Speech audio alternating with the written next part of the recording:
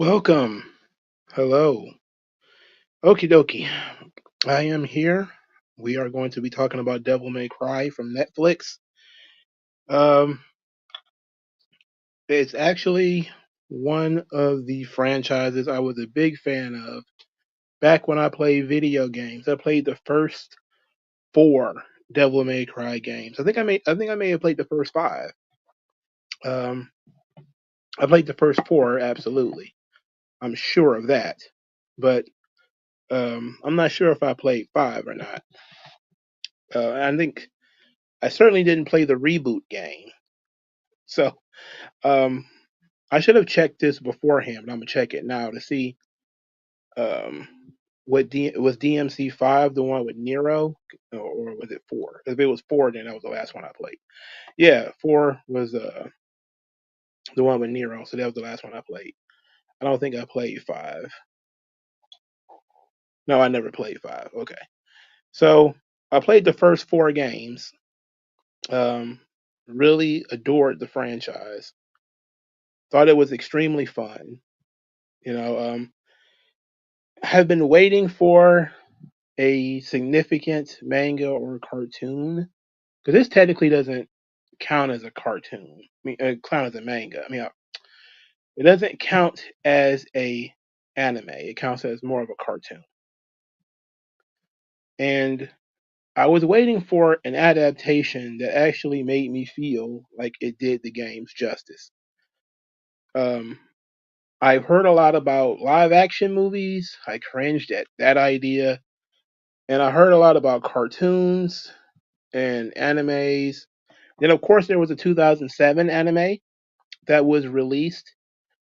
It was 12 episodes. It was okay. It didn't quite. It probably captured Devil May Cry, but it didn't really capture the story that much. It captured more of the feel of the property, but I don't think it really added much to the story. This is probably a Capcom problem where they put a lot of effort into Street Fighter. They put a lot of effort into some of the other franchises. They don't put a lot of effort into Devil May Cry. There's a lot of manga, comic book potential with this franchise, and they simply just don't go for it. But they decided to let some Indian creep actually adapt Devil May Cry for Netflix, and he decides to adapt it. He loves it. He's walking around dressed as Dante on Raw, and he decides, and what he did was, and I get it. What he was trying to do was kind of tell an origin story. That's what he was trying to do. So he went with a younger version of Dante who wasn't quite sure about himself or who or what he is, and I didn't like it. I honestly didn't like it. It's one of those adaptations that I think vandalized the product. Specifically, what they did to Lady was abysmal and embarrassing. Um, I heard that Lady was going to look like Oni. Now, Oni is another character from a different comic book property, not a comic book. I'm sorry, video game property. I played that game too, but Oni was like a cyborg or something. And while that was a fun, very short game, I didn't see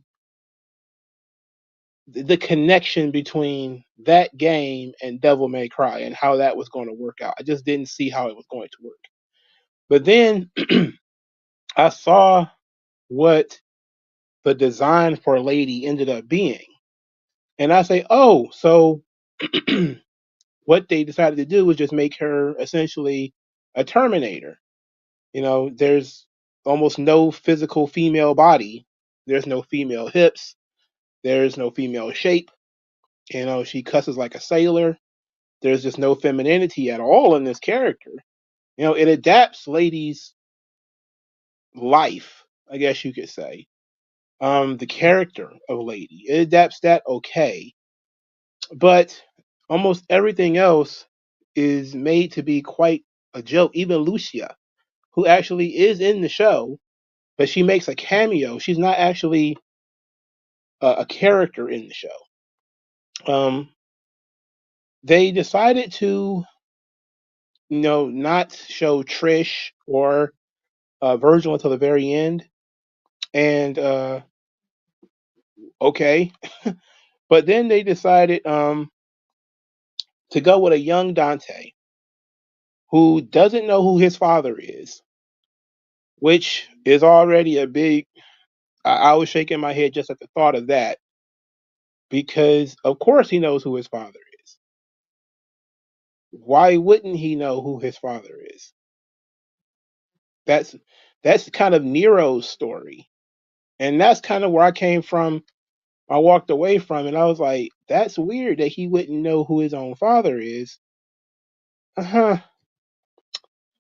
Okie dokie. Now, the way that they adapted Dante's story, I think was okay. The story is they were hunted down. Dante believed that Virgil and his mother were killed. It turns out that Virgil is alive and that his mother is dead, and the amulet that he carries is half of the amulet necessary to open the seal that Sparta has put on to keep Earth and Hell apart. All right, fair enough. And of course, Virgil has the other half of that necklace. Okay, that's fine. I didn't have a problem with that part because that is now here's the problem I have with my critiques. I'm going to critique myself. I haven't played these games in 15 years. Like I haven't played Devil May Cry 1 in well over a decade. I haven't played any of these games in well over a decade. So I'm trying to remember the stories. And so now I'm like, okay, there are parts of the stories that once I see them adapted, I'm like, oh, okay, I remember that now. But I can't remember what game it was. Like I remember that Dante was kind of had like a James Bond thing where there was a girl for each game. So Trish was in Devil May Cry 1. Then I believe it was Lucia in Devil May Cry 2, and then Lady slash Mary in Devil May Cry 3, and then Nero was the main character in Devil May Cry 4, and he has a girlfriend in that game whose name I don't remember. So, so there are things like that I remember, but then there's also like the nuts and bolts of some of the demon names and stuff like that escape me. But I'm sitting here and I just got this weird feeling looking at looking at the show and saying, okay, for starters, I want to give them some credit because I do love Johnny Young Bosch doing the voice of Dante. He's the same guy who does the voice for Vastra Stampede and Trigun, and I think that's a good. He's a good voice actor, specifically for a younger Dante. Um, and it was clear from the beginning that they were going for a younger Dante here. The problem with that is, geez, Louise, there's no other way to say it, but he got punked out a whole lot in this show. There's a whole lot of Dante getting captured. And that's one of the things I'm just kind of like, this guy, you can stab him, you can, pretty much anything except cutting his head off, he'll survive it. How is he getting captured so much? And getting captured by regular ass human beings like over and over again. I'm just like, this doesn't make any fucking sense. This is not the it's nowhere near the game, you know. And I was trying to be fair, and I was looking at people say, well, he can't be as badass as he is in the games because there needs to be some level of the enemies have a chance. I'm like, okay, that's fair because Dante is incredibly overpowered in the games, and it's it's very hard to die in some of those games. unless you play like on the highest difficulty. And then if you watch the cutscenes and stuff like that, Dante is basically fucking invincible. I mean, but that's the fun of the game is that because Dante is mostly invincible, you know, he can do all of these cool, flashy things. He doesn't have to go, straight through an opponent. He dances around, he plays around. Very Sugar Ray Leonard, very Muhammad Ali, sort of personality. That's what makes the games work. Dante's charisma, is what makes the games work from his perspective. But he was nerfed to shit in the goddamn cartoon. I'm like, God damn, this is terrible. Like, I just, this is awful. And that was the thing that really threw me for a loop. And I felt like halfway through the series, it became mostly about Lady and not so much about Dante. He was just sort of and this was one of the things that I started to get aggravated when he started getting captured so much because that's one of the things that in modern cartoons and modern media, modern Western media, is they nerf the men and then they amp the women. And I was remembering as I was watching this show, as there was I forget which episode it was. Let me take a look. I think it might have been episode 6 or episode 5, one or the other, where they basically there was no Dante in the entire episode. They basically just told the story of the White Rabbit, who was the villain, and Mary. And I'm thinking, oh, they're paralleling these two characters. All right, fair enough. But then I'm thinking to myself, like, why are they setting it up like this is the final showdown? Is Mary and the White Rabbit? Now, of course, they're showing you the dovetail of these two stories that she basically created the White Rabbit. I'll go into that in a second. But I was thinking like this should be a Dante story, but it doesn't feel like Dante is the main character. You know, there's a lot of exposition. Things need to be explained to him, and I'm like, I get it. They want to have some character explain the story, and they need somebody to explain it to. But why is it the main character that they're explaining his own origin to? Like I'm going to explain your origins to you. That's never been a Devil May Cry thing. It's never been an issue about whether Dante knew whether he was a demon or not. That was never in question. Now, of course, there's little inaccuracies like his pistols being the same color. You know, the pistols not being called ebony and ivory. That sort of stuff. I'm not going to get into that. I mean, that's just it's nitpicky. Um, so the kinds of swords they're using and stuff like this, I was like, oh boy, I'm not going to get too deep into that. But those things were also inaccurate. Um, the excessive cussing that goes into the characterization issue. I felt like they wanted to make her very military, which doesn't fit her character, and it fits what they like to do with female characters these days. Is they want to make them soldiers, and in their mind, this is how soldiers behave. This is how soldiers talk. They're fuckity fucks, motherfuckers, and it's like maybe in certain movies, but no, eh, I don't see it that way, and I don't like this characterization. It's anti-feminine. It's it's so strange that you can tell that the writers liked the character. They liked her story. They liked it so much that they brought her into season 1. But then they destroyed the character. Then they made the character unlikable. Like she's basically married to her job. She's she, I just couldn't believe she got the drop on him so many times and was shooting him and all kinds of stuff, cussing him out. I'm like, what on earth, man? Like this is insane. This is insane.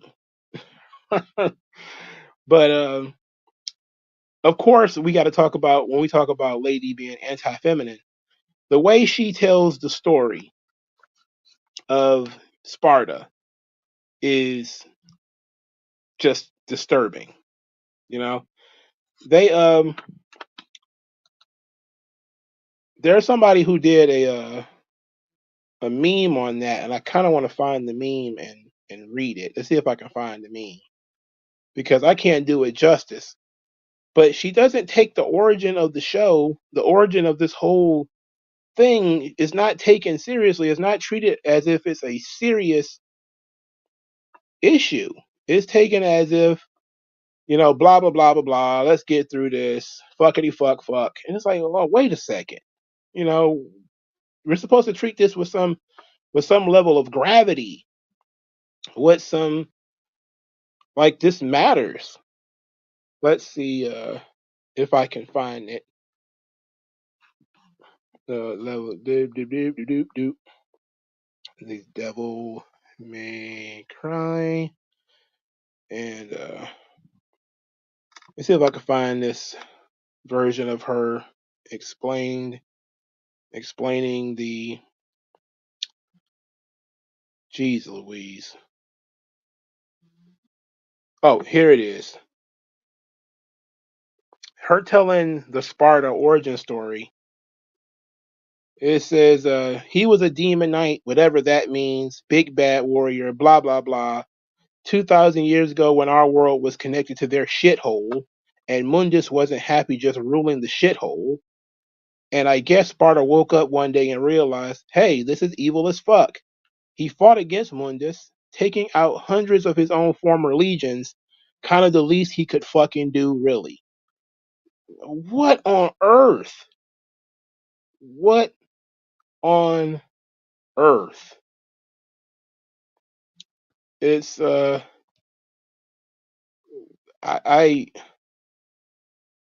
I don't get this. What is this? I don't I don't know what this means. Like this doesn't tell me anything. You telling the entire origin of the entire property, and you talk about it in such a passive, gross way. For starters, it's demeaning to Sparta, who is a character who had to betray his own people. And especially since you are trying to be sympathetic towards demons, and I'm not going to get into that, at least not right now. But the entirety of the show is about, the demons aren't that bad, or the humans are as bad as demons, or vice versa. And a demon, before we get there, however, we see that Sparta overcomes his own nature and fights against Mundus. And this should be seen as a heroic act, a sacrifice of sorts, because of what he had to give up. And he gave his entire life to fend off demon hordes and protect humanity. This should be a good thing. Listen, Lady's fucking job on this show is to protect humans from demons. So why would she be so blasé about the Sparta story? It's because the writers and the creator is an idiot. You're an idiot. This goes to show that Lady doesn't even take her job seriously. Your job is based off of what this guy did. But it also goes to our cultural issue of Sparta is positioned as a great man, a great man in history. Whenever you see video games and stuff now, they always denigrate the great man of history. The guy who did the thing and created the reason that we're all here. Christopher Columbus being one of them. People don't understand why I cape for Christopher Columbus. I say, well, will you get on a boat and cross the ocean not knowing where the fuck you going? And then, just going out for the adventure for months? Like this is 1500s Spain. You don't know what's on the other side of that ocean. And then you get there, you don't have any idea where you are. You know where you were going, but you don't know where you are. And you don't know what's poisonous and what's not poisonous. It takes a lot of balls to do what those guys did when they crossed the ocean and into the unknown. People who don't have any sort of frame of reference of doing anything hard don't understand that sometimes in history there are people who do things that other people would not do. And they should be rewarded for it if you can remember who they are. That is the great man of history. In this situation, Sparta is the great man of history. He's the hero. And his sons are sort of, well, supposed to be his legacy in a sense. If you denigrate Sparta, by definition, you denigrate Virgil and Dante. But they don't care. They don't give a damn. So we're in a really weird space here throughout history. This is it's nuts. So we get a character that's supposed to be Lady, but it doesn't look like Lady in any other way except she's got short hair and multi-chrome colored eyes. She doesn't have Lady's weapons from the show, from the games. She does, take some of the story elements, except for they really don't adapt the father as fully as the game does. He's mostly in a flashback. Well, he's totally in a flashback because he fucking dies. Um, but so you decide to basically write the entire show around Lady, and then you don't even write the Lady that people know. So let's talk about these demons real quick. Now, in episode 1, they tell us that the demons and the humans share a quote common ancestor, and that the demons are able to survive in a hostile environment that we call hell, but hell is just an alternate universe, and only lower level demons can come through, and basically some lower level demons do slide through to escape the higher level mundus type demons. And this is positioned, especially in the later episodes, like illegal immigration. That's what the story is. The story is, oh, these poor lower level demons, they're just illegal immigrants. And so Mary is she's an ICE agent, essentially, right? Her job is to find these lower level demons and kill them. And this is the origin for the White Rabbit character, who is, the main boss villain. As far as I know, this character does not exist in video games. I don't ever remember seeing that character ever in the video games. But he's a human boy who was abused, and he was in love with the Alice in Wonderland story. He was an abused kid who winds up crossing over into hell, where he meets good demons who take care of him, and he decides that he's going to help the good demons immigrate. He's a smuggler. He's going to immigrate the good demons into the human world, except they get caught by Lady and the rest of her ICE agents, and she guns them all down, including the boy. The boy, of course, survives through his ability to use machines. He's pumping demon blood through his own body, and he's wearing a white rabbit mask.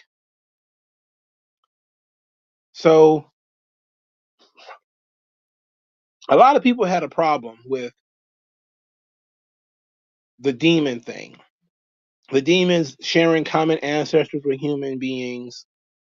Some demons are good instead of all demons being evil.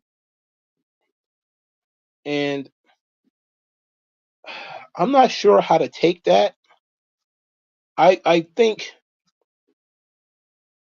they specifically wanted to position some demons as victims of higher level demons, which is obviously true and would be true in any situation that has a hierarchy. But positioning the demons as illegal immigrants, well, that's just political, brother. That's just politics. We should just let the demons live among us, man. They don't want nothing but what the same things that we want.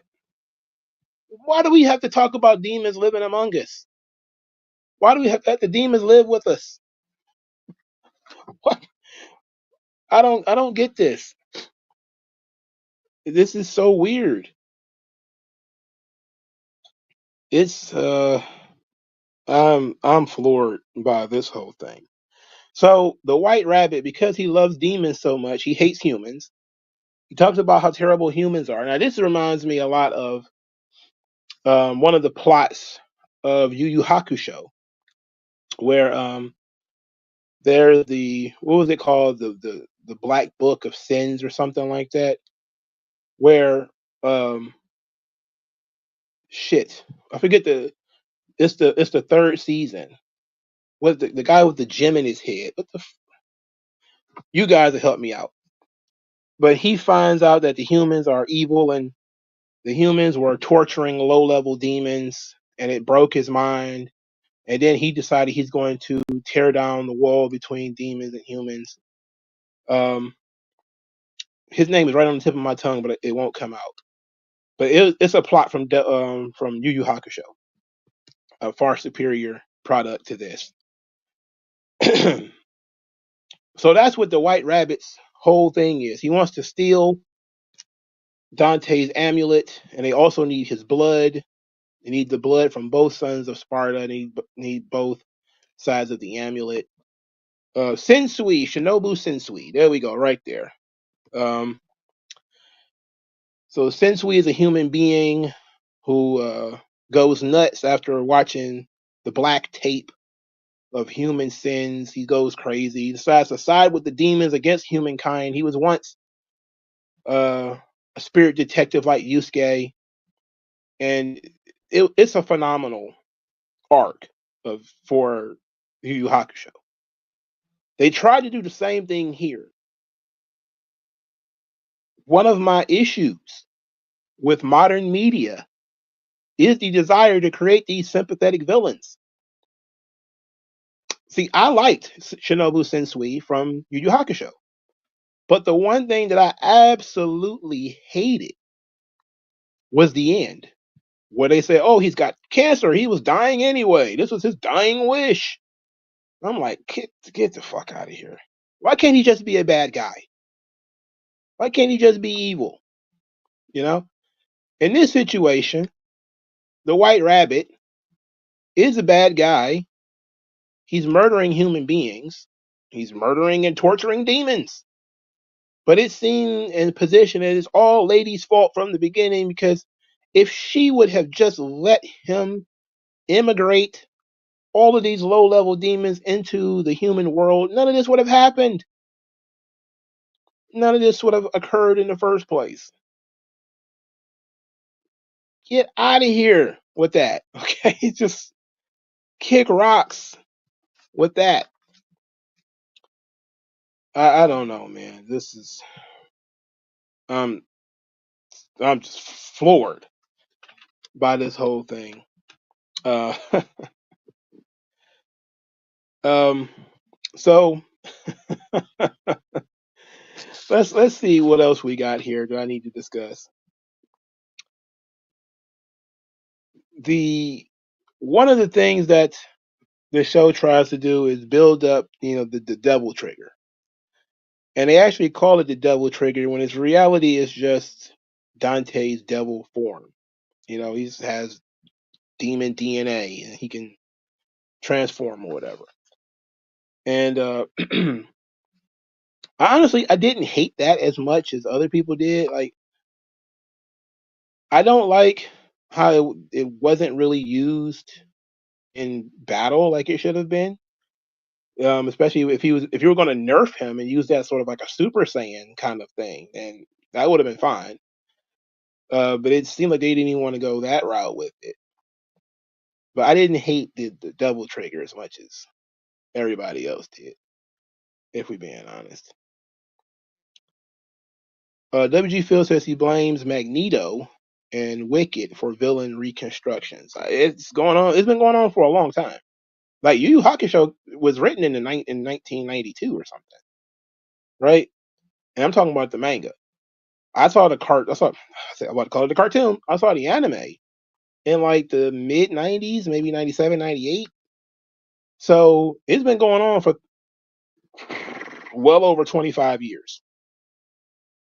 Now, the modern day of, hey, the Cruella de Vil from 101 Dalmatians, she's not really a villain. We're going to write a movie where she's not really the villain. We're going to write a movie where Scar from The Lion King isn't really the villain. They're all just misunderstood. That's all modern, okay? That's all very modern. The idea of going back to franchises and changing the villains to being more sympathetic, that's modern. That's that that's a whole modern thing. But sympathetic villains have always existed. And you can do sympathetic villains in a way that makes sense within the context of your story. But the way it was used here was that they wanted to tell the story about how bad humans were. That was the goal here. Is that everybody's afraid of these demons because they look freaky and weird. But the problem is humans. This is why I say when you look at Lady as an ICE agent gunning down all of these demons and creating the white rabbit problem in the first place. Then you got at the end the super religious vice president going full Iraq war on hell. They sending fighter planes into hell to blow up stuff. Why are you doing that? Why are you going full shock and awe, Desert Storm on hell? Well, because they want to tell a story about how evil humans are, especially the religious ones. DeAndre Levine says, "How was the music on the show?"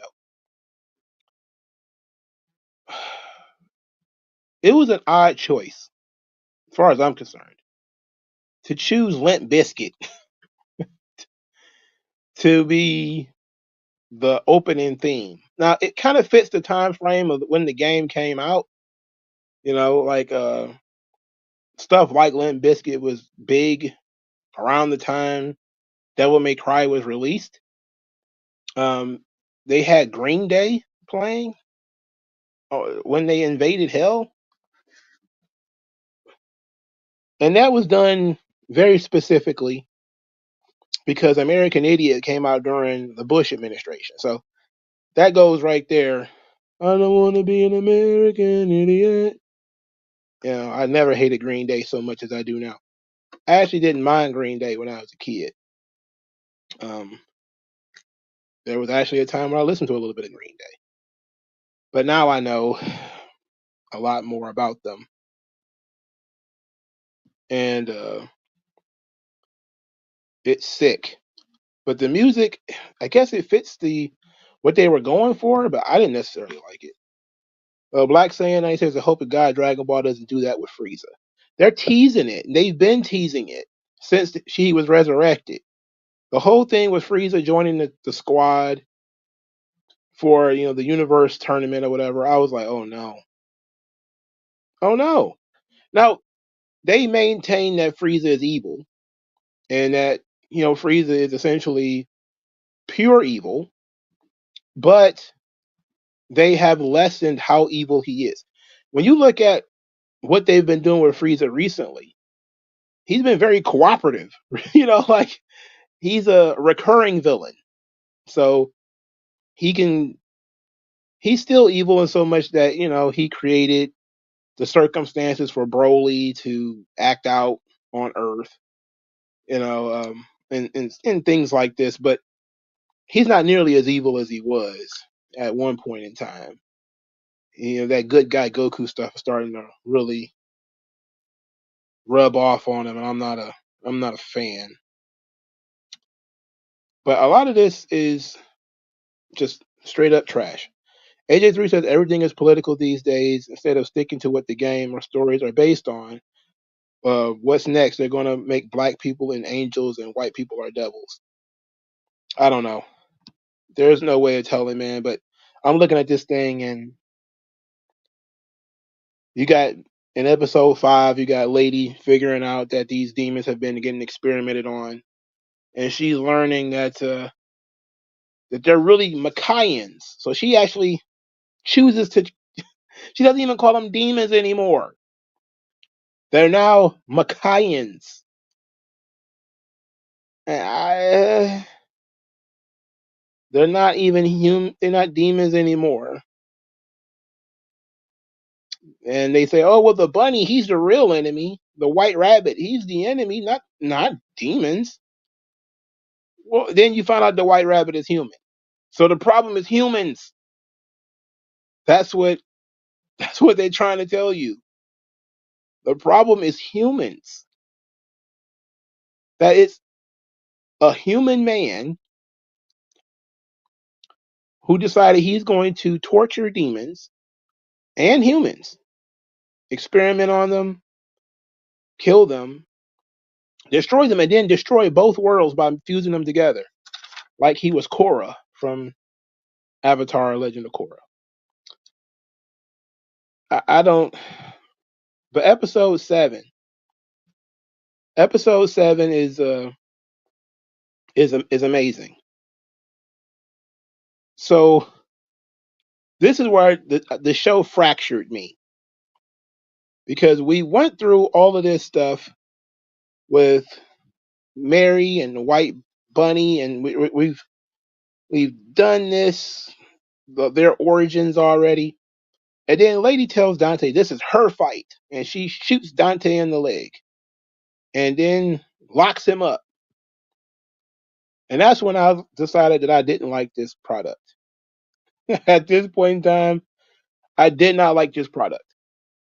When the lady goes up on the roof and she's staring down an entire demon horde with her cute little pistol, I was like, I do not like this show. I do not like this. It makes no sense. None. Now, yes, this was all about the reveal, which I think they reveal it in episode 8, that she is the one who created the White Rabbit in the first place. It's all her fault because she's so trigger happy. But the idea that, oh yeah, Dante had a bounty on his head, and all these mercs are trying to kill him. They need his amulet, they need his blood, they stole his father's weapon, but this is Lady's fight. This has nothing to do with Dante. You go get locked in a corner somewhere, Dante. What? And then the crazy thing is, she catches him again at the end of the show. After they go through this whole thing about being friends after the White Rabbit is defeated and all this stuff, she shoots him again. Again. Like, bro, what on earth is happening here with this product? Uh, what is this thing? You said Frieza is Orochimaru. Yeah, kind of. You know, he's a bad guy, but maybe there are worse people. Ah, um, uh. But they kind of nerfed Frieza when they introduced Beerus anyway. And It was old. Yeah, Beerus was okay with Frieza destroying the Saiyans. That kind of nerf Frieza right there, you know. So I choose to, when I discuss Dragon Ball, I pretty much choose to not take that stuff into consideration. Frieza is evil incarnate, bro. He destroyed an entire group of people. Yeah. He, he Devilman Diabolo says, demons not being evil is not a problem in a vacuum, but the creator has a track record of doing this to source material. I heard that he did some really funky stuff with Castlevania. I never watched a second of that stuff. Um, because I even though I played some Castlevania games when I was younger, it was not one of the franchises I really liked. I had some of the games though, but I didn't really like Castlevania is my shit. Devil May Cry was my shit. You know, I would play the game, beat it, and then play it on a higher difficulty. I would do all the bonus stuff, try to find all the little secret things and everything. I love this game. You know, to see what they've done to it is a damn shame. A damn shame. And I don't feel like the people who liked the show should be attacked because some people are just they got soft brains and they're so happy to have any sort of um, adaptation that they're willing to accept it. And we deal with that as fans of like Teenage Mutant Ninja Turtles, Power Rangers.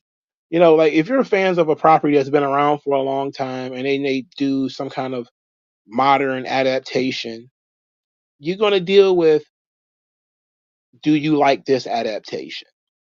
There's people arguing about Daredevil right now. They hate it. They hate the adaptation of Daredevil. They hate that it's a skin suit of the Netflix adaptation of Daredevil with much more filler than there was ever before. And people are going to grapple with that on their own. There's always going to be people who disagree. I don't think they should be, run out of town. But it just goes to show that some people are not as passionate about the properties as other people are. They're not as sensitive about it. Some people are very much, consume product, prepare for next product. Some people are just like that.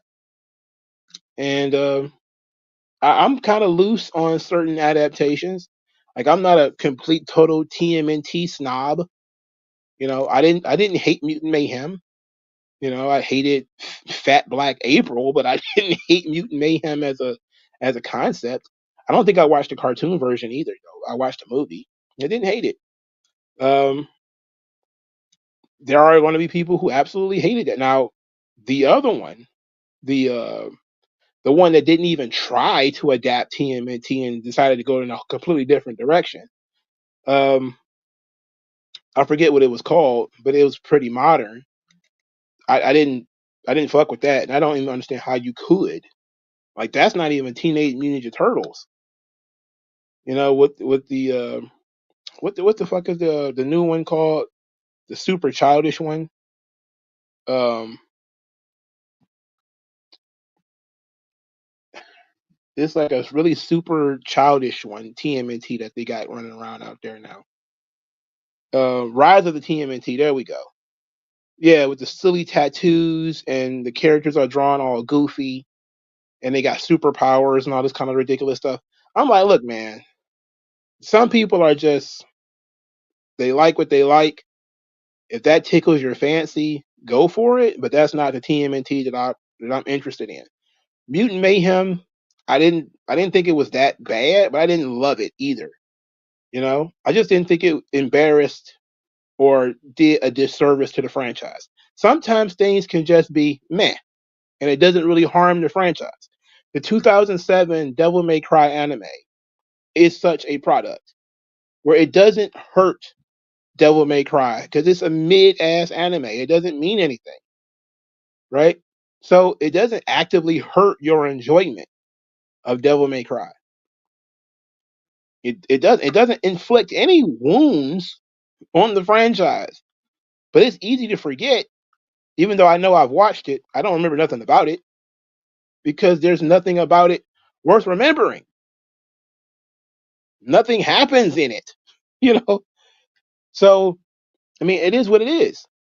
But I don't think this is such an adaptation. This is vandalism. This is actively going through and changing parts of the story, downplaying parts of the story, downplaying and nerfing the characters. They do stuff in this anime that is harmful, actively harmful to the franchise, specifically to Lady and Dante. They didn't do shit to Virgil. He didn't show up until the end. Now they did do one little weird tweak where it shows basically that Virgil is working for Mundus of his own power, which is not the case. He was brainwashed from, when you first meet him in DMNC1. But it seems like they're going to go with Virgil preferring to live in the demon world and serve Mundus, which of course is an affront to his father. But we'll figure out when they have season 2 eventually, right? I guess it's going to end up happening. WG feels that I'm not sure why they made Raphael a snapping turtle. I don't know. Like, I'm not one of these purists either that think that only the early TMNT matters. I think that there's a lot of adaptations that are okay, that are close to what the source material is. And I think the closer you are, the better you are. The further away you are, the more chances that you take, the weirder things get, the more people are likely to not like it. All right. So if you have a TMNT that's not quite what it was at the very beginning, like there's people out there, some channels who get really tight assed about the multicolored bandanas. Who gives a fuck? Like that's not even something that I really am complaining about. I don't complain about the multicolored bandanas or the fact that they don't have tails. Who cares about that kind of stuff? That stuff's minor. All right. But when you start talking about them being sit around crybabies, them changing who the leader is, giving them superpowers, demeaning Splinter, turning April O'Neil to a fat black woman, that kind of stuff. You're like, yeah, you can't justify this. Okay, like there's no justification for some of this stuff. But small changes that really don't really harm the property at all, like color coding the turtles, probably was one of the biggest marketing things that they ever did and made the most sense because everybody looked the same, with the exception of the weapons and the personality. The personality was able to come through a little bit more when they weren't color coded. But now that they are, they're better for monetization and marketing and all that kind of stuff for the cartoon and all that shit. So that's fine. But when you go too far away, again, you go further and further away, you're pushing it, you know? And I think in the guy who wrote or the creator of this Devil May Cry anime, uh, I think in his mind, he believed that he was staying close to the source material. I believe that he truly believes that. I truly believe that he believes that. It's not true, but he believes that. He thinks that his changes does not harm the property. He was arguing with people online about this thing. He doesn't get that making Lady unlikable and anti-feminine is not what the fans want, and it's going to actively turn people off. He doesn't get that because in his bubble, it's perfectly fine to have a woman with no physical female shape who cusses like a sailor and is the alpha in the story that's not really about her. Like that's to them, women dominating men is perfectly fine. It's okay. That's not okay. It's not what Devil May Cry is. Go adapt Red Sonja or Wonder Woman or something else if that's what you want to do. This is different. You need to adapt this as it was written because that's what people liked.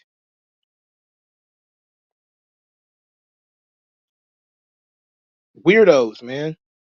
Weirdos and their goddamn fetishes. TMNT 2003 is the best one. I tried watching that several times. I got bored with it.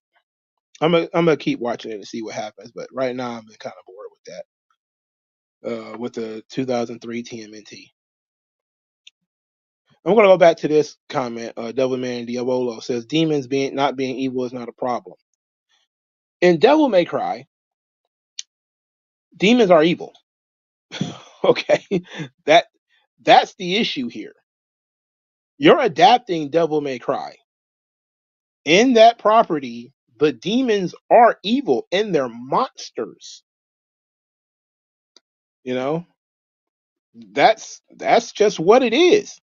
If you want to create a franchise where demons and humans are two different kinds of the same species, where they're like tigers and lions, you may. But in Devil May Cry, there's a reason why Sparta's story matters so much because he was a demon who overcame his demon nature, which is almost unheard of in their kind.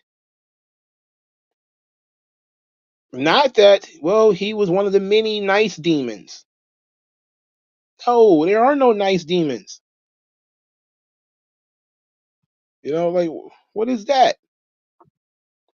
You know, I don't I don't get that. Like, yes, there's going to be different kinds of demons and different properties. And one of the things that people get real jammed up about when it comes to how Devil May Cry did this is they try to compare it to Frieren. And Frieren, all the demons are evil. Well, it's a different property. So yeah, that's kind of what people wanted. And the demons are supposed to be evil in this property too. Now, when I saw this, I it figured it really spoke to me why they could not do a Blade movie and why, despite the fact that the it's simple. Blade hunts vampires.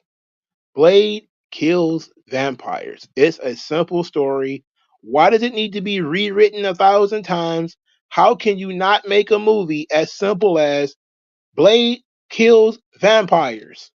It's that fucking simple. You're trying to overcomplicate it if you can't get on the page that Blade hunts vampires. You can use Dracula, you can use Deacon Frost, you can use whatever goddamn vampire you want to be the head vampire of this story. But ultimately, the goal is for Blade to kill vampires. The only way for you not to be able to put that pen to paper and get that goddamn movie on the screen is because you're trying to do something subversive with it. It's the only reason. You're trying to do something subversive with this movie. That's why it's not getting done. And they did the same damn thing here. Devil May Cry is a very simple goddamn franchise. Dante is a half demon who hunts demons. It's that simple. You put him in different situations where you have to fight different demons. And then the human characters they add to the story. See, when they did the Blade anime, they had the two plots. One was Blade hunting for Deacon Frost, or the vampire with four fangs, and they gave him a human counterpart who had her own little plot that goes through the story. This is why I loved the Blade anime. And then when they got, I don't want to spoil it, but hey, it's like 20 years old. When they got done with her, they killed her off. When her plot was over, they killed her. That was it. Dunzo. But it was a simple anime series. Blade hunts and kills vampires. This is a very simple franchise. Dante hunts and kills demons. People come to him with a problem, he solves it. The problem is demons. It's that simple. All of this shit about illegal immigration, all this bullshit about humans being the real problem, that's not Devil May Cry. Okay? I don't know how else to put it. How else do you put it? It's a real simple, really simple franchise to understand. Each game is some human character has brought to Dante's attention that there's a demon infestation somewhere. Dante, go handle that for me. Sure. And then he puts on his gear and he goes and he handles the problem. Why can't you just do that? Why can't that be the story? I don't get it. This is stupid. And you said there's a reason why the Wesley Snipes movies were so good. Yes, because it kept it simple. Blade is cool and he kills fucking vampires. It's that damn simple, man. You don't overthink it. You're trying to overcomplicate matters. You don't need that much thought. It's so stupid. WG Phil says Marvel kept trying to add a female character as a point of view protagonist. They did that in the first movie, where they had the young lady who was the point of view protagonist in the movie, who she learns about Blade controlling his cravings through these kind of shots that he gives himself of blood and all that kind of stuff, and she learns his origins and all that. That's not a hurdle. That shouldn't be a hurdle in the problem. That's easy. The issue was they wanted to replace Blade because they did it in the comics. They gave him a quote unquote daughter, right? They gave him a daughter, and she's going to take up being Blade. Now that didn't work out because it never works out, and it certainly wasn't going to work out on screen either. So they were trying to do something subversive with that Blade movie. That's why it didn't work. And they did the exact same damn thing here. This is why I love Blade and Devil May Cry. They're extremely simple. Extremely simple. There's not a whole lot of twists and turns, and if you tell Blade in its most complete form, it could be fine. Because Blade didn't always start out as a vampire, right? He was always a vampire slayer, but he wasn't always a vampire himself. Now, that's two different generations of Blade, though, right?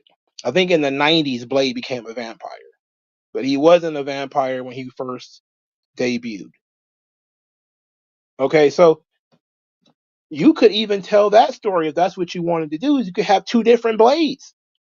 You could have Blade, the vampire hunter from England, because that's where he was from initially, and then you could have him be the father of the other Blade, who is the vampire hunter, the sort of the Wesley Snipes Blade that has kind of taken over. You could do that if you wanted to, and have like two generations, kind of like they did with one of those Shaft movies, where they had Richard Roundtree and Samuel L. Jackson in the movie at the same time. Like, you could do something like that, but they didn't want that. What they wanted to do is replace Blade with a female. That's what they wanted, and it didn't work. But that movie should have been easy to write. That movie should have been easy to write. This should have been easy to write. Now, there's a little bit more meat on the bone when it comes to Dante and Devil May Cry than it is for Blade, because Blade's story constantly changes. It's American comics, and again, Blade was initially British, then he's American. He wasn't a vampire, now he is. He didn't have a lot of high tech hoo ha in the past, now he does. There's a lot of different stuff there, okay, that you have to tangle with. Devil May Cry doesn't have all of that. It has more backstory in terms of how do you fit in Virgil? How do you fit in the female characters that Dante interacts with? How do you fit in Nero? How are you going to deal with Mundus and Argisax and all these other demons that you're going to deal with? That's how you handle this. Goddamn Blade is actually fairly simple. It's far more simple than Devil May Cry. Now, if you want to start talking about the Midnight Suns and the Night Stalkers and all that kind of stuff that they deal with Blade in the 90s, okay, that adds a little bit more meat on the bone, which they kind of tried to do in movie 3 of Blade. End up not working out so well, right? um, but that was based off the comics, the third Blade movie, where you had the Night Stalkers. I don't think they were called the Night Stalkers. I think they were Hannibal King and Drake, Frank Drake, who was the descendant of Dracula, and Dracula was the villain in that, if I remember correctly. So they kind of tried to adapt the early '90s Blade into Part 3, and people didn't want that. People wanted Blade kicking ass. They didn't want to see these white guys hanging out with Blade. You know, I get it. uh, he says, and you're forgetting about Spawn. Now, Spawn is one of those things because Spawn is difficult. Now, the story of Spawn is simple, but Spawn is difficult because so many people have wrote the character, and the character's been going on for so long. But it's been mostly consistent. But it also was written by a guy who's not a writer. You know, so as he's done over 300 issues of Spawn, Spawn has gone from really being a forlorn, heroic type to, oh, he was an asshole all along, to now he's back to being, forlorn, heroic type, to, mentor to his wife's daughter and all this kind of stuff. There's been a lot going on with Spawn. If you were going to adapt Spawn at its most popular, it would be like the HBO Spawn or the movie Spawn. Now, the movie could have been better, but it wasn't far off from what the comics were. And the HBO special was fantastic. That was Spawn, but now there's 100 different spawns. There's medieval spawn. There's monolith. There's all the hundreds of different spawns because Todd McFarlane wants to make toys. So there's 1,000 of these fucking spawns that you don't really need to know anything about. Gunslinger spawn is cool. That character is cool. But most of these other spawns are pointless. They're worthless. Throw them in the garbage.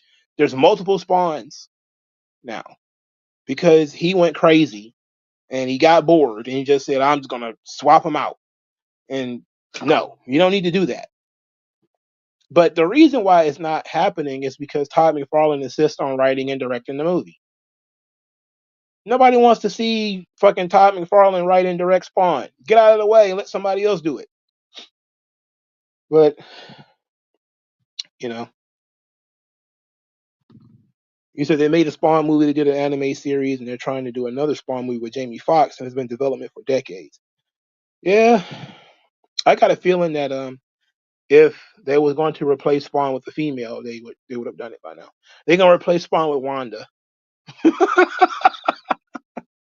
No, I shouldn't even put that in the ether because they might do it. They didn't give they no, they gave Wanda's daughter powers in the comic books. So how about that? She doesn't replace Spawn though. Black Sand 97 says they were going to do a Blade Underworld crossover, by the way, but it got canceled. That would have been fun. I love the Underworld series. That just goes to show that I don't dislike female led franchises. I liked all the Underworld movies. Rise of the Lycans was my favorite, probably. I liked all the Underworld movies, you know. But that's a unique property. You know, when they introduced it, it was what it was. Compare that to Resident Evil, where it's so far from what the actual games are.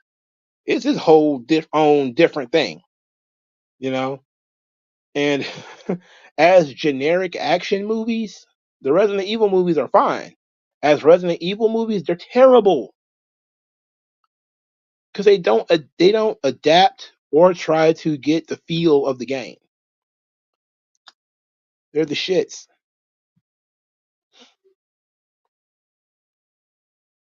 You said Blade didn't even have a movie yet, and they tried making him a legacy mantle. Well, look at what they did to Black Panther. He said they said the new Blade movie was going to be about his daughter, which is fucking stupid. Yeah, and then of course Blade he's a the deadbeat dad, you know, because he's a deadbeat dad in the comics too. It sucks. I didn't even bother to read the the daughter series. I didn't even bother to read it. It's stupid. It's stupid. The fact that Marvel Comics can't find a way to make something as cool as Spawn work. I mean, not Spawn. Damn it. Something as cool as Blade work is because they're inept, right? If you can, if you can get, some what's these some of these weird characters that have constantly like Deadpool. Like Deadpool, it works because it's all about the charisma of the character. So if you write the character to be funny and all that kind of stuff, people will latch on to it. If you actually do something fun with Blade, people will read the comics. The comics kept getting canceled because they weren't fun. You kept overloading the character with other add-ons, the Night Stalkers, or you'll put them in there with some very boring and generic vampires. And when you start actually doing something cool with Blade, people latch on. People are all about it, but it won't stick.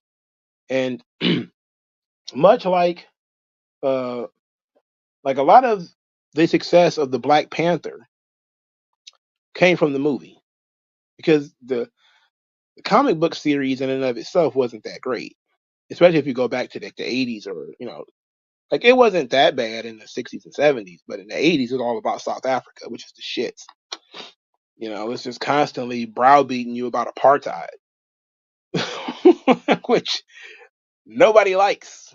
That's the same problem we got here. The Devil May Cry thing is everything is about apartheid in Africa. You're like, come on, Wakanda is fictional. It could be about anything. Why does it have to be about apartheid?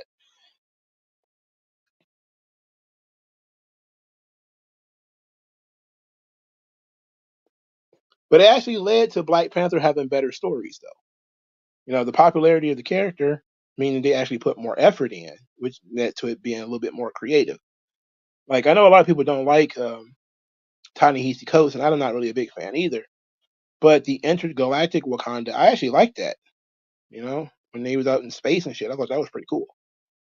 Um, but it actually led people to go back and read like Christopher Priest and Reginald Hudlin. Oh God, Hudlin, Jesus Christ, Jesus Christ. But at least Black Panther was a character that popped up every now and again and had some level of popularity. So the movie basically just increased the value of the character. Blade, incredibly popular character, no staying power in print, none. He said Todd McFarlane got a whole ass crowd fund for a medieval Spawn. I hate medieval Spawn.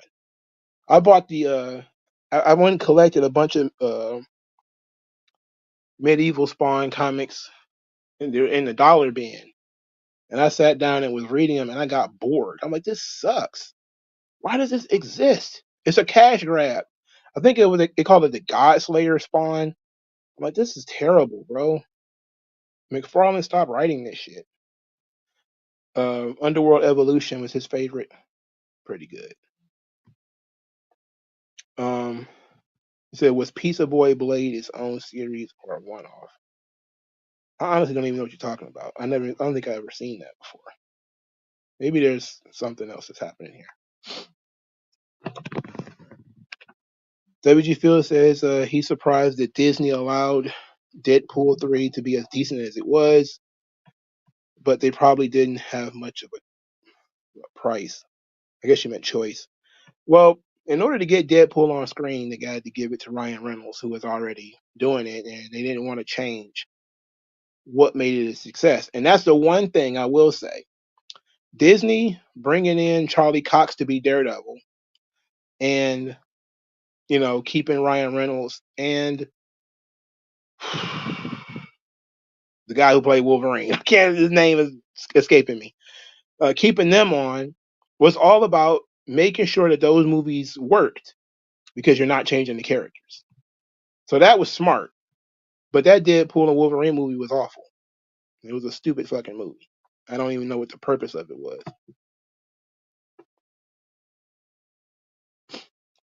Black Sand 97 says people are doing Dante and Blade fan arts, which is cool, by the way. Yeah, I mean I like I love Blade, and the most recent Blade series was written by Brian Hill, if I remember correctly, and it was okay. It wasn't great. It wasn't bad either. I mean, it's modern Marvel, so it was didn't have a whole lot of action, a whole lot of people sitting around talking, that kind of garbage. But at least it's Blade fighting people and not, him fighting other monsters and stuff. Hugh Jackman, yeah, you're correct. But this Devil May Cry thing was no good, and I wanted to like it so much because I love the franchise and I love the property, and I wanted so much for it to be rejuvenated, and I would want for more for anything else. I wanted Capcom to give a fuck about Devil May Cry. You know, like Capcom, they don't give a fuck about Mega Man, and they don't give a fuck about Devil May Cry, right? And these are two really popular franchises. But good luck getting them to make a new Mega Man game. I mean, good luck. Mega Man fans are out there suffering. But the Mega Man comics are okay. They're not bad. They're kind of childish though, in terms of they're for children. Like I have the Mega Man Mega Mix, and one of the Master Mix, and it's mostly a child friendly telling of Mega Man's origins and all this kind of stuff. It's not bad, but it doesn't push the property forward in any way. And that's how a lot of the Street Fighter comics are. And we know that Capcom gives a lots of fucks about Street Fighter, but they don't care about Devil May Cry, you know, which is sad because it's one of their coolest properties. And it might be, outside of Street Fighter, their coolest property. You know, I know it's not as popular in the mainstream as Resident Evil. I know Resident Evil is probably one of their um, cooler properties, but so it's sad. You said they were embarrassed by the franchise and always hid the franchise on sub channels like ABC Family or Jetix. I'm guessing you mean Mega Man. I think part of that is the fact that Mega Man is seen as it's for children because Rock is a child. Is based off like a lot of Astro Boy and stuff like that. But it doesn't have to be. You know, I think that Mega Man being for children has been the reason why it's been positioned the way it has been. But also, there's no love given to the franchise at all. You know, I'm not pushing for a mature, gross Mega Man though. I'm just saying that it's been pigeonholed as being um, a child friendly franchise. You said, didn't Mega Man do a crossover with Sonic? Probably. It probably did, but I probably didn't read it. Oh, it was a two-part message. What was the other part? Oh, he said he wants to be a Power Rangers reboot. Oh, he said they should just let the Power Rangers die because it's the fourth company that tossed the reboot and sold it back to Saban. I think part of the problem is that people are stuck in the 90s. They're stuck in the 80s and they're stuck in the 90s. You can do Power Rangers, just do new ones. I mean, it's okay for every generation to have their own Power Rangers. That's literally the point of what they do. Is that every generation has their own Power Rangers. It's fine. You don't have to go with the original seven. You don't have to do that. The Mighty Morphin, you don't have to go. You don't have to, continuously rehash Mighty Morphin. It's okay. You can move on from Mighty Morphin. You said Dino Crisis. Black Saint 90 says Dino Crisis is another underrated Capcom franchise. I love Dino Crisis. I played the first game. I'm not sure if I played the first two. I think there were three, but I think I only played two of them. But I like Dino Crisis. I did like that. It was Resident Evil, but dinosaurs, which is amazing. Now, it's also amazing that it's a franchise with a female lead that they haven't mined yet. Same thing with Paradise Eve. Like, you would think that instead of going to find female led franchises, which Capcom has many, we keep ending up with the same ones over and over again. You would think that they would put some effort towards Metroid, which is a female led franchise, but they don't. They don't care about franchises that are already led by women. They want to take the franchises that are led by men and make them about women because that's the subversion. The subversion happens when you take the male franchise, the He Man, and then make it about some blocked woman, you know, with big broad shoulders and wide ass hips.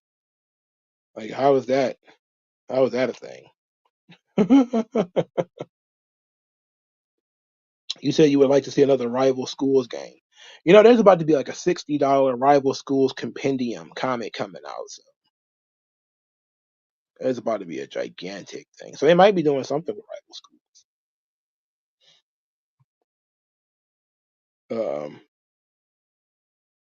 WG feels that they want to break away from Sentai seasons like the Train Sentai and the Racing Sentai. I shared to watch, want to do their own team suits and Zords, but it's always wanting a female red. Look, they need to go ahead and do what they want to do. The issue here is that they don't have the balls to spend the money. They want to subvert, which means they want to get you to believe one thing while doing another again and again because they know if they get you initially, it'll be sunk cost fallacy. You're going to keep watching it. It didn't happen with me with Devil May Cry. I didn't like the first couple of episodes, but I didn't really actively hate the show until I think six or seven. Then I was like, you know what is going on here? That's when I actually got mad with the show. Um, you said you want to see another Darkstalkers game. Darkstalkers is kind of like a goon thing now. Like, I don't think Darkstalkers is even a property that people take seriously. It's all about women and the Morgan and Felicia and the suits and shit. But their comic book series typically do okay, and I think that's the reason why is they always focus on Morgan and Felicia. It's like I can't really even. I know that there's more characters in the game, and I played the first game, Darkstalkers, but it's another Capcom franchise where they do a lot of crossovers with like Street Fighter, but it's another one of those that they don't put a lot of love and respect into it. They really don't care that much about it. Capcom is the worst, bro. They need to start selling some stuff, really. Like people need to go in and just start like buying shit from Capcom. Like Mega Man and Devil May Cry need to be liberated from Capcom somehow, some way. I don't know how. I don't know, who, but they need to be liberated from Capcom. Somebody needs to go in there and buy them. Like offer them $100 million or something. Just say we'll buy Devil May Cry for you for $100 million. The entire franchise. You're not doing shit with it anyway. You're letting this asshole destroy the franchise with his Netflix TV show. But I guess if Netflix is giving them, I don't know how much Netflix paid for it, but I guess if Netflix is going to pay them for it, they're going to let them do it. But it's very disappointing. But I'm not surprised though because Square Enix got into a lot of issues with Final Fantasy, where there's like 100,000 Final Fantasy games, and people keep wanting remakes of seven. They keep wanting remakes and origins and all kind of shit for seven, so they keep doing Final Fantasy seven with various editions. It's like Jesus Christ. They're gonna. It's the most popular thing that they do though, and it's unfortunate. But Tomb Raider is another one. I wish that Tomb Raider would get in the hands of people who care about it. But here's another thing. Now, I don't really care about this, but I do remember seeing it. This guy who came up with the Devil May Cry show, he's gonna do Duke Nukem. He said he's gonna do Duke Nukem. Another one where I think Duke Nukem fought aliens or demons or something. I remember playing the games, but Duke Nukem was one of those edgy for edgy sake sort of games I didn't really like. That where there was cursing and stuff. He said WG Fields says I'm surprised why Elon Musk, Mr. B, Zuckerberg, other nerdy billionaires don't buy franchises because they wouldn't have any any outlet to put them on. Probably. Like, what would they do with it? If I was like rich like Tony Khan, I would buy Devil May Cry like right out at Capcom. Like, give it to me. I would just go around buying people's franchises. Like, give it to me. I'll find out something to do with it, you know. But these are conglomerates. You're probably better off buying Capcom than trying to buy individual properties from Capcom, right? You're better off just buying the whole fucking ship. Uh, the Generation Sharingan says, is Capcom worse than Nintendo when it comes to not doing anything for their lesser known IPs? About as bad. It's about as bad. Nintendo is the shit still, man. Nintendo only cares about Mario, bro. Like that's really all they care about. They care about Zelda, kind of, but they care mostly about Mario, and that's the bread and butter of Nintendo. Donkey Kong and Mario, like that's really it. You think they give a fuck about Zelda, but not really. Not really. Zelda is the most popular franchise in the world that has not had a single solitary meaningful anime or manga adaptation or movie adaptation. Why? Because they don't give a fuck about it. They don't care about Zelda. Like I know that they have manga adaptations of Zelda. Specifically, I think Twilight Princess ended up having a manga adaptation. But for starters, Nintendo refuses to even create a working timeline for Zelda. They just make shit up as they go along. Like there's no booklet, no Bible of Zelda that where all this shit makes sense. Oh yeah, they do fuck with Pokemon. They love Pokemon. Pokemon works. You say you don't think Duke Nukem will work? I don't think it'll work either. Um, Duke Nukem is one of those edgy for edgy sake franchises. I don't think it'll work. But it's I don't it's his money, I guess. If he's going to pay for it, and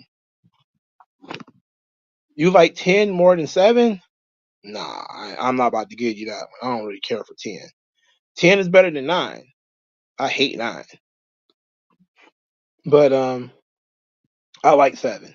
7 is great. I like 8 as well.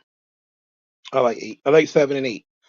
I like 7, 8, and 9 is. I didn't like the main character of 9, so that's hard for me to. But I did like the fairy tale element of it, with the runaway princess and all that. I thought that was pretty sweet. But um, 10 was okay. 10 was okay.